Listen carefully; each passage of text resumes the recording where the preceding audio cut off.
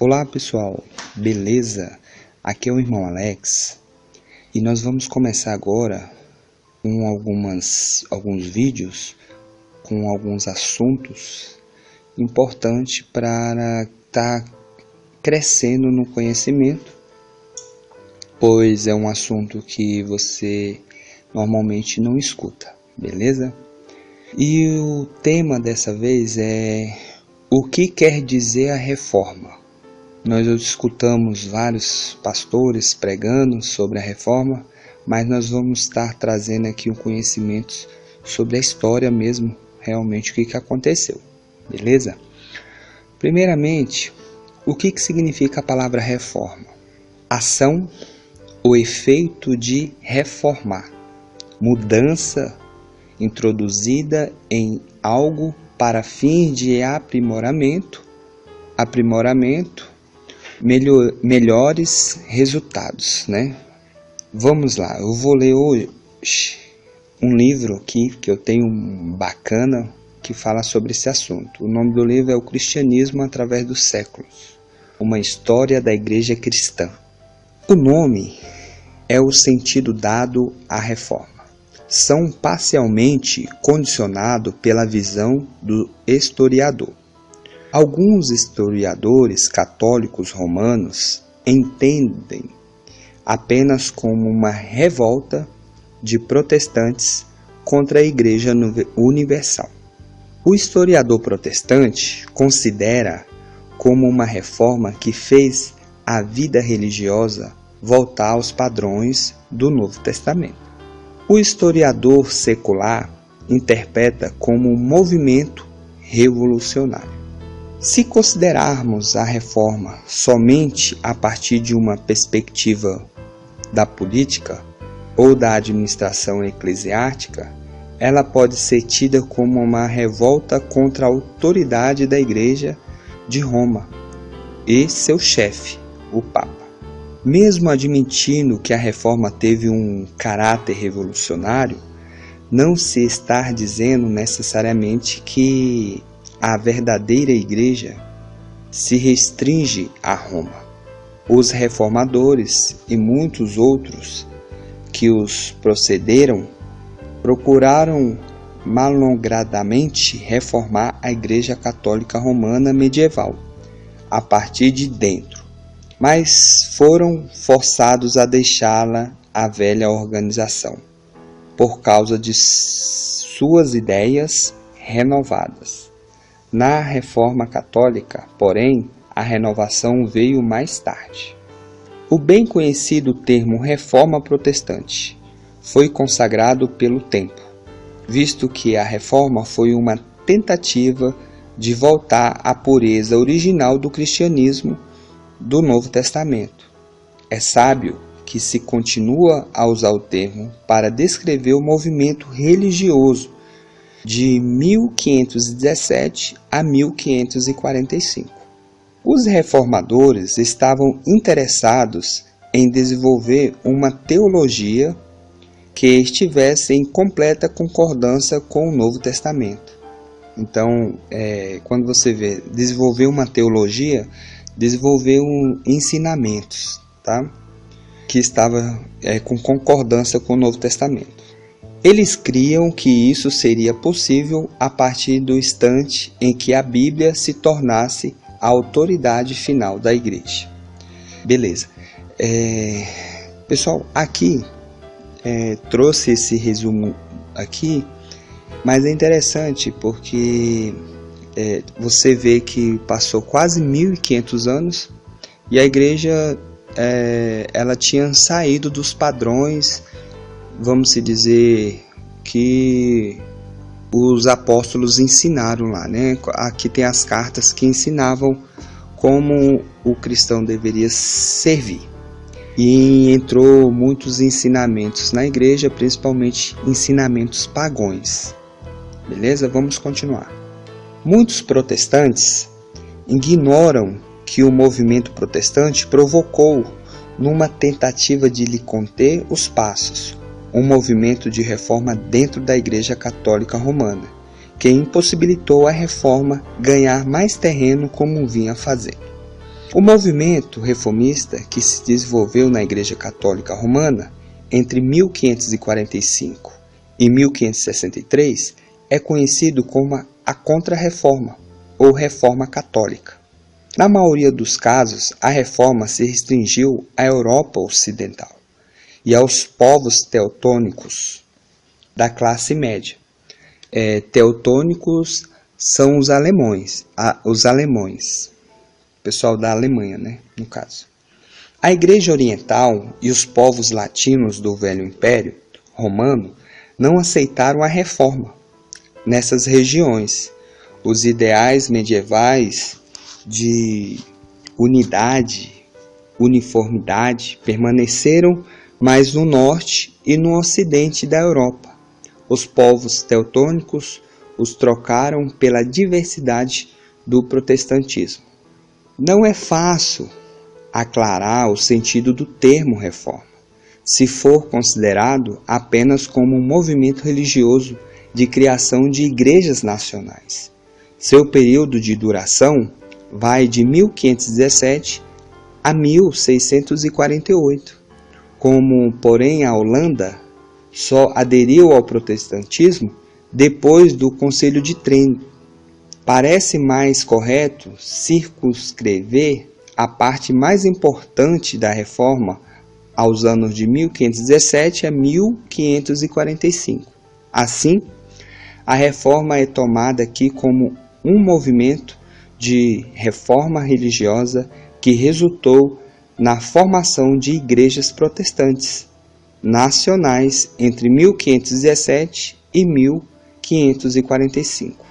A Contra-Reforma, por consequente, pode aqui ser conceituada então como um movimento de reforma religiosa no interior da Igreja Católica Romana, em 1545 a 1563, graças ao qual ela se estabilizou e se fortaleceu depois de duras perdas sofridas para o protestantismo, e promoveu um grande movimento missionário católico, no século XVI, que conquistou a América do Sul, América Central, Quebec, Hindu, China e Filipinas para a Igreja.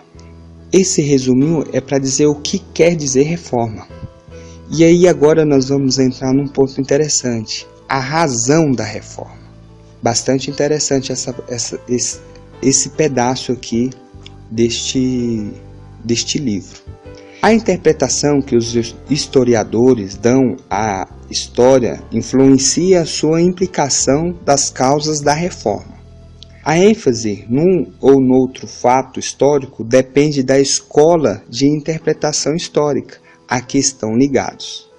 Historiadores protestantes como Richard Gimme e Ballston interpretam a reforma amplamente como um movimento religioso que procurou descobrir a pureza do cristianismo primitivo como descrito no Novo Testamento.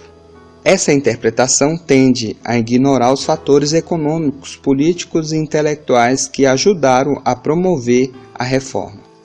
Então, assim, você percebe aqui que tem alguns historiadores dizendo que a reforma simplesmente foi um fato para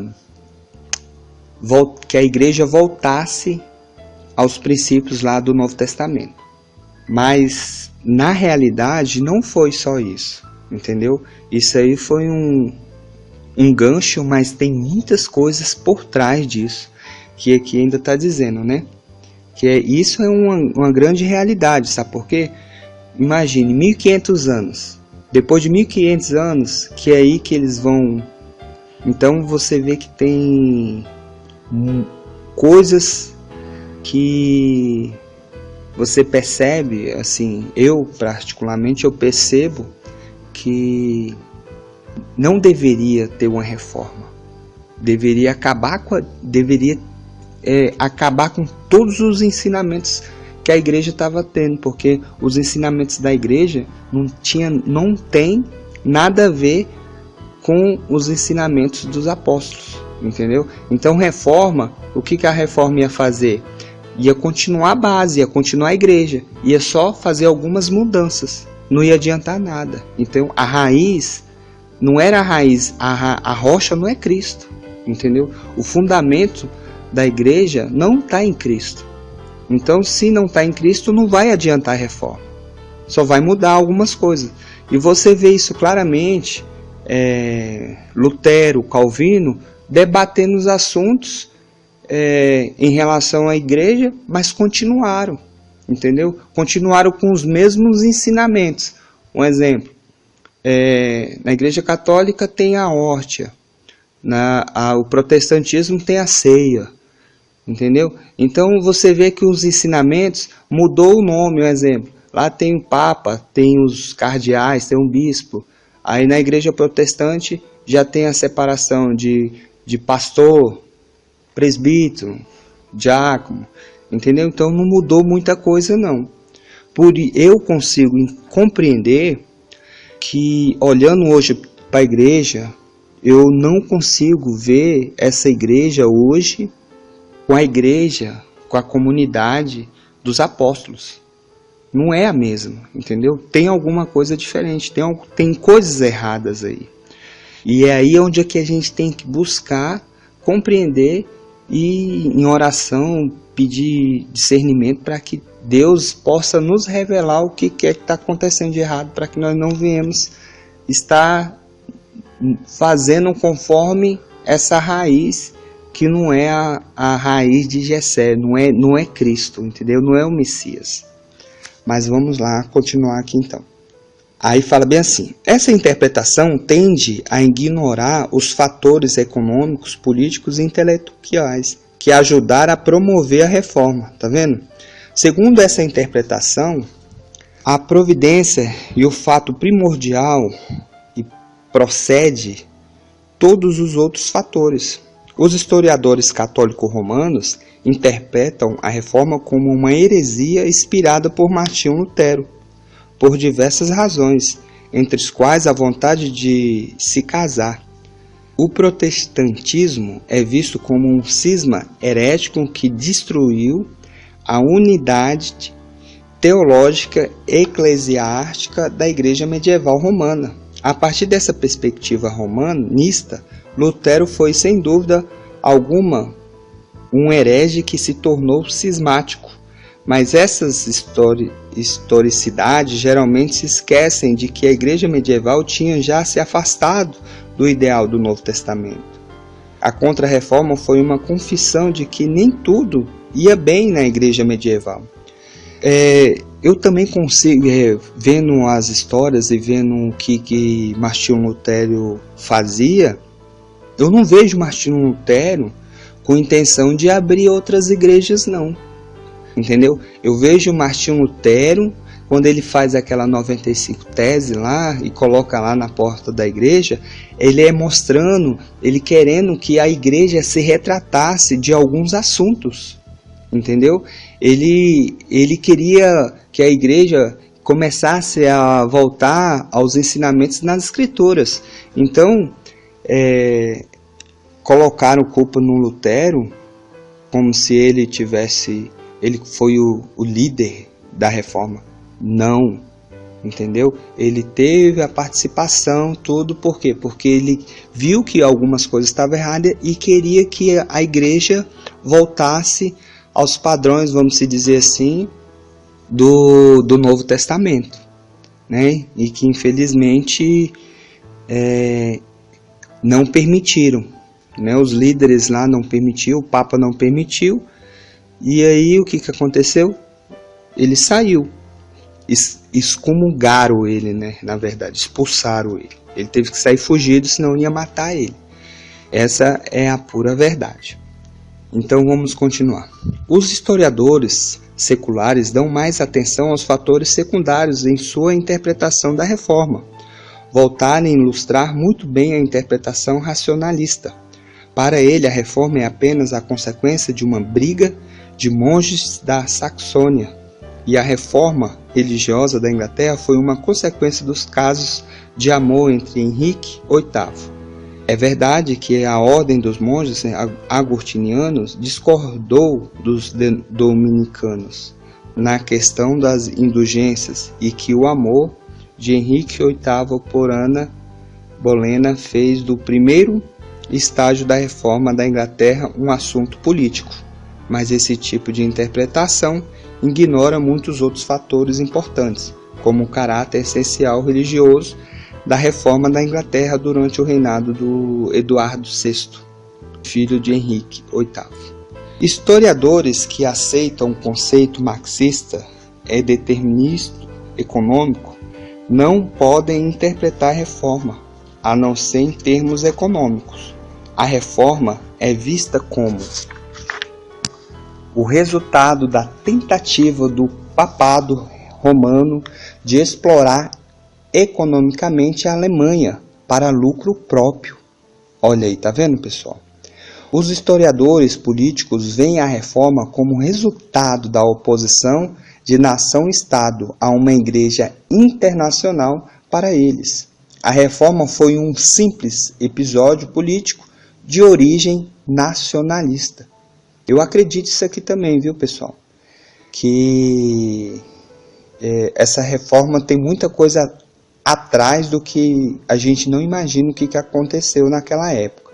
Embora haja elementos de verdade em todas essas interpretações, será preciso observar que suas ênfases, em geral, recaem sobre causas secundárias e quase sempre apenas sobre uma causa secundária particular. A reforma não se explica de forma tão simples, porque as suas causas são múltiplas e complexas. A reforma tem causas de derivativas de determinativas. Algumas têm suas raízes no século anteriores à reforma, quando Roma se opôs a qualquer reforma interna e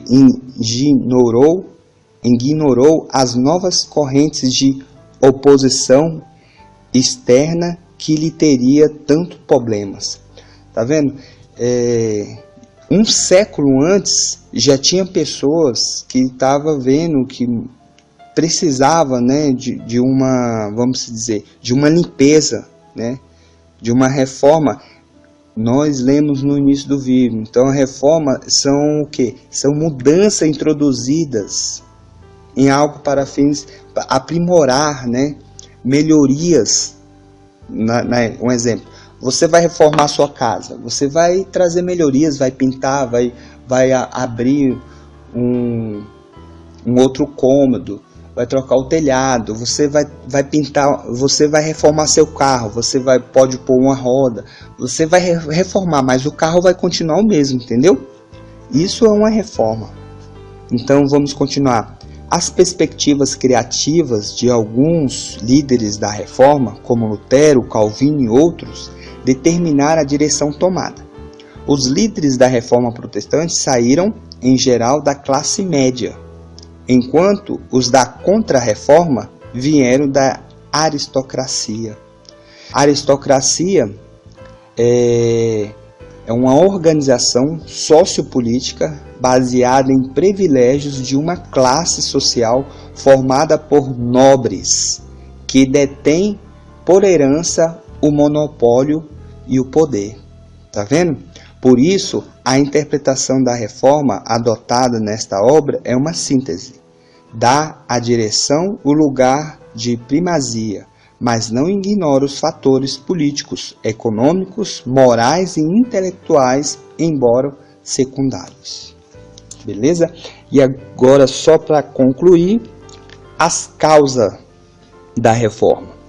O fato político pode ser considerado uma das causas indiretas, importantes para a eclosão da reforma. As novas nações-estados, centralizadas no noroeste da Europa, se opunham à nação de uma igreja universal, que reivindicava a jurisdição sobre a nação-estado, o seu poderoso governante. O ideal universal colidia com consequências nacionais emergentes das classes desses novos estados. Esse problema político elementar tornou-se mais complicado por questões específicas. É bom lembrar que as nações que aceitaram o protestantismo durante a Reforma estavam localizadas fora do âmbito do velho Império Romano, cujos poderosos classes médias tinham uma ótica cultural diferente das nações latinas. Alguns têm tomado a Reforma como uma revolta das nações teutônicas do norte contra as nações latinas de cultura mediterrânea e com um conceito de organização intelectual herdado do velho Império Romano. Os governantes dessas nações-estados rejeitavam a jurisdição do Papa sobre seu território, jurisdição esta temporal e espiritual, uma vez que a Igreja Romana possuía grandes propriedades de terra em toda a Europa. A propriedade de terras criou uma divisão de soberania no Estado, que governantes despóticos como os tudos da Inglaterra não podiam aceitar. Cargos importantes na Igreja Romana eram preenchidos por um estrangeiro, o Papa.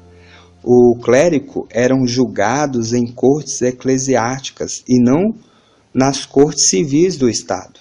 Além do mais, aquelas cortes podiam apelar diretamente para a Sé romana. Pesados impostos eclesiásticos também alienavam esse povo e seus governantes de Roma. O governo nacional e sua administração civil se opunham à hierarquia religiosa internacional da Igreja de Roma.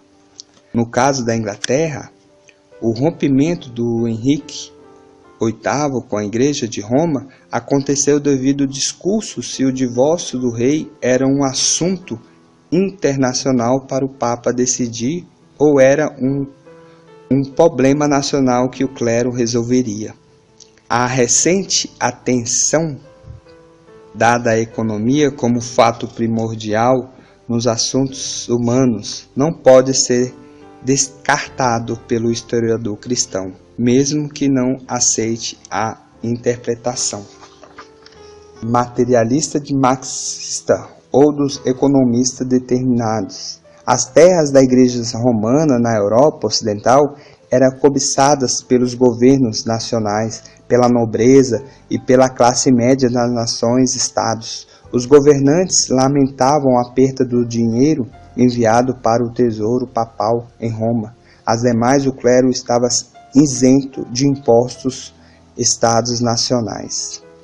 A tentativa papal de tirar mais dinheiro da Alemanha no século XVI aborreceu profundamente a classe média emergente em estados como Saxônia. Essa perda de recursos se agravou com a inflação e elevação do custo de vida. A inflação foi provocada pela Espanha, que lançou na corrente sanguínea da Europa os grandes somas de dinheiro ameaçadas pela exploração do Novo Mundo. O abuso do sistema das indulgências que empobreciam ainda mais a Alemanha em benefício do papado enfureceu Lutero. Então, pessoal, eu vou ficar por aqui, mas tem mais coisas aqui a ser lido, só que eu não vou ler não, para não ficar muito grande. Mas você percebe aqui, nessa passagem, que a reforma tem muita coisa além do que uma pessoa só viu que as coisas não estavam muito certas e se revoltou lá. Não foi isso não, viu, pessoal? Tem ação política, tem ação de poderes, tem dinheiro no meio, entendeu? Então, na realidade, pessoal, eu vou colocar aqui agora o meu ponto de vista. Meu pensamento é que não era para ser feito, não era para ter criado a igreja. A igreja católica nunca era para ter existido, entendeu? Agora, a tradição oral dos apóstolos, aí sim, aí era para estar existindo, era para existir até hoje. E que infelizmente, no meio que nós vivemos hoje, eu vou ser sincero para todos que estão escutando esse vídeo, 80% do que é falado hoje, infelizmente, não serve para muita coisa não.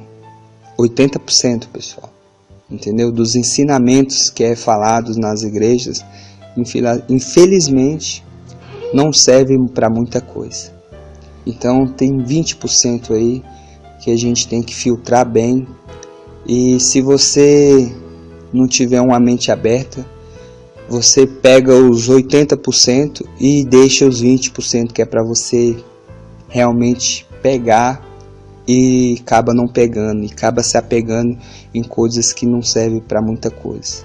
Não serve para o crescimento da fé, não serve para você realmente ser um discípulo do Messias, não serve para você realmente obedecer os mandamentos do Senhor, que é amar a Deus acima de todas as coisas e seu próximo como a ti mesmo.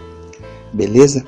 Mas é isso aí, eu vou estar trazendo outros vídeos, ensinamentos aqui de coisas simples que faz a diferença nas nossas vidas. E é bom você ter um pouco de conhecimento da história para que você venha entender hoje o porquê da igreja estar dessa forma, né?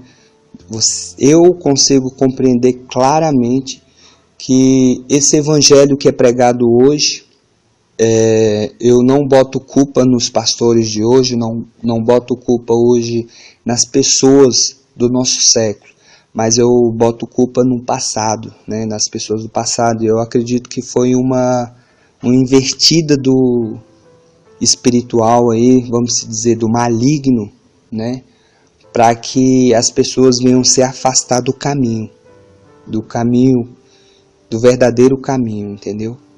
Mas Deus, Ele está abrindo os olhos de muitas pessoas para que você possa estar buscando a andar no caminho verdadeiro.